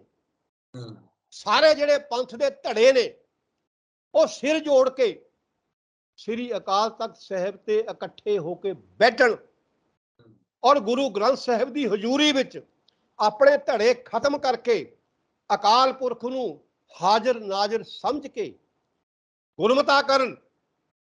ਉਸ ਗੁਰਮਤੇ ਦੇ ਵਿੱਚ ਜਿਹੜਾ ਵੀ ਲੀਡਰ ਚੁਣਿਆ ਗਿਆ ਉਹਨੂੰ ਆਪਣਾ ਪ੍ਰਧਾਨ ਮੰਨਣ, ਉਹਨੂੰ ਆਪਣਾ ਆਗੂ ਮੰਨਣ। ਇਹ ਹੈ ਸਰਬੱਤ ਖਾਲਸਾ ਦੀ ਪਰੰਪਰਾ ਦੀ ਕਾਰਵਾਈ। ਜਥੇਦਾਰ ਕੁਝ ਨਹੀਂ ਕਰੇਗਾ। ਜਥੇਦਾਰ ਤਾਂ ਇਹਨਾਂ ਦੀ ਅਪਾਇੰਟ ਕੀਤਾ ਹੋਇਆ, ਸਰਬੱਤ ਖਾਲਸੇ ਦਾ ਅਪਾਇੰਟ ਕੀਤਾ ਹੋਇਆ ਜਥੇਦਾਰ ਨਹੀਂ ਹੈ। ਜਿਹੜਾ ਬੰਦਾ ਇਹਨਾਂ ਦਾ ਹੀ ਅਪਾਇੰਟ ਕੀਤਾ ਹੋਇਆ ਹੈ ਸ਼੍ਰੋਮਣੀ ਗੁਰਦੁਆਰਾ ਪ੍ਰਬੰਧਕ ਕਮੇਟੀ ਦਾ, ਜਿਹੜੀ ਕਿ ਬਾਦਲ ਪਰਿਵਾਰ ਦੇ ਅਧੀਨ ਹੈ, ਉਹਨੇ ਤਾਂ ਅਖੀਰ ਨੂੰ ਲੱਗਦੀ ਵਾ ਅੰਨਾ ਵੱਡੇ ਰਿਉੜੀਆਂ ਮੁੜ ਆਪਣਿਆਂ ਨੂੰ ਉਹੀ ਕੰਮ ਕਰਨਾ ਹੈ। ਸੋ ਇਹ ਗੱਲ ਗਲਤ ਹੈ ਕਿ ਇਹ ਲੋਕ ਆਪਣੇ ਅਸਤੀਫੇ ਅਕਾਲ ਤਖਤ ਸਾਹਿਬ ਦੇ ਜਥੇਦਾਰ ਨੂੰ ਦੇਣ। ਨਹੀਂ, ਅਸਤੀਫਿਆਂ ਦੀ ਗੱਲ ਛੱਡੋ, ਆਪਣੇ ਧੜਿਆਂ ਨੂੰ ਛੱਡ ਕੇ ਸ੍ਰੀ ਅਕਾਲ ਤਖਤ ਸਾਹਿਬ ਦੀ ਹਜ਼ੂਰੀ ਵਿੱਚ ਜਾ ਕੇ ਬੈਠਣ। ਉੱਥੇ ਜਾ ਕੇ ਆਪਣੀਆਂ ਗਲਤੀਆਂ ਦੀ ਮੁਆਫੀ ਮੰਗਣ। ਸਾਰੇ ਧੜਿਆਂ ਨੂੰ ਇਕੱਠੇ ਕਰਨ। ਉੱਥੇ ਫਿਰ ਅਰਦਾਸ ਕਰਕੇ, ਗੁਰੂ ਅੱਗੇ ਅਰਦਾਸ ਕਰਕੇ, ਗੁਰੂ ਨੂੰ ਹਾਜ਼ਰ ਨਾਜ਼ਰ ਸਮਝ ਕੇ ਉੱਥੇ ਕਹਿਣ ਕਿ ਭਾਈ ਹਾਜ਼ਰ ਸੰਗਤ ਜਿਹਨੂੰ ਮਰਜ਼ੀ ਆਪਣਾ ਨੇਤਾ ਚੁਣ ਲਵੇ, ਜਿਹਨੂੰ ਮਰਜ਼ੀ। ਉਸ ਇਕੱਠ ਦੇ ਵਿੱਚ ਜਿਹੜਾ ਨੇਤਾ ਚੁਣਿਆ ਜਾਵੇਗਾ ਉਹੀ ਸਿੱਖਾਂ ਦਾ ਲੀਡਰ ਹੋਏਗਾ, ਉਹੀ ਪੰਥ ਦਾ ਲੀਡਰ ਹੋਏਗਾ ਜੀ। ਸ਼ੁਕਰੀਆ, ਬਹੁਤ ਬਹੁਤ ਧੰਨਵਾਦ ਤੁਹਾਡਾ professor Sahib. Thank you. Okay. ਮੇਰੇ ਨਾਲ ਮੌਜੂਦ ਸਨ ਉਗੇ ਸਿੱਖ ਵਿਦਵਾਨ ਪ੍ਰੋਫੈਸਰ ਸੁਖਦਿਆਲ ਸਿੰਘ। ਅਖੀਰ ਦੇ ਵਿੱਚ ਇਹੀ ਕਹਿ ਸਕਦੇ ਹਾਂ ਕਿ ਪੰਥ ਜਿਹੜਾ ਉਹ ਇੱਕ ਏਕਤਾ ਮੰਗਦਾ ਹੈ ਤੇ ਉਸ ਏਕਤਾ ਦੇ ਲਈ ਸਿਰਫ ਤੇ ਸਿਰਫ ਅਕਾਲੀ ਲੀਡਰਸ਼ਿਪ ਦੀ ਤਬਦੀਲੀ ਦੇ ਉੱਤੇ ਲਗਾਤਾਰ ਸਵਾਲ ਨੇ ਤੇ ਬਾਦਲ ਇਸ ਤੋਂ ਕਦੋਂ ਪਰੇ ਹੋਣਗੇ ਇਹ ਵੀ ਆਪਣੇ ਆਪ ਦੇ ਵਿੱਚ ਇੱਕ ਵੱਡਾ ਸਵਾਲ ਬਣ ਜਾਂਦਾ ਹੈ। ਪਰ ਜਿਸ ਤਰ੍ਹਾਂ ਦਾ ਪ੍ਰੈਸ਼ਰ ਬਣਦਾ ਜਾ ਰਿਹਾ ਉਹ ਦੱਸਦਾ ਹੈ ਕਿ ਹਾਲਾਤ ਅੱਗੇ ਸੁਖਾਵੇਂ ਨਹੀਂ ਬਾਦਲ ਪਰਿਵਾਰ ਦੇ ਲਈ। ਤੁਸੀਂ ਆਪਣੇ ਵਿਚਾਰ ਕਮੈਂਟ ਜ਼ਰੂਰ ਕਰਿਓ। ਤਖਤ ਪੰਜਾਬ ਨੂੰ YouTube ਤੇ ਸਬਸਕ੍ਰਾਈਬ ਕਰੋ ਤੇ Facebook ਤੇ ਫੋਲੋ ਕਰੋ। ਆਪਣੇ ਵਿਚਾਰ ਕਮੈਂਟ ਕਰਦੇ ਆ। ਤੁਸੀਂ ਜੋ ਕੁਝ ਵੀ ਕਹਿਣਾ ਚਾਹੁੰਦੇ ਹੋ ਅਸੀਂ ਉਹਨਾਂ ਉੱਤੇ ਜ਼ਰੂਰ ਖਰੇ ਉਤਰਨ ਦੀ ਕੋਸ਼ਿਸ਼ ਕਰਾਂਗੇ। ਮੈਨੂੰ ਇਜਾਜ਼ਤ ਦਿਓ। ਧੰਨਵਾਦ।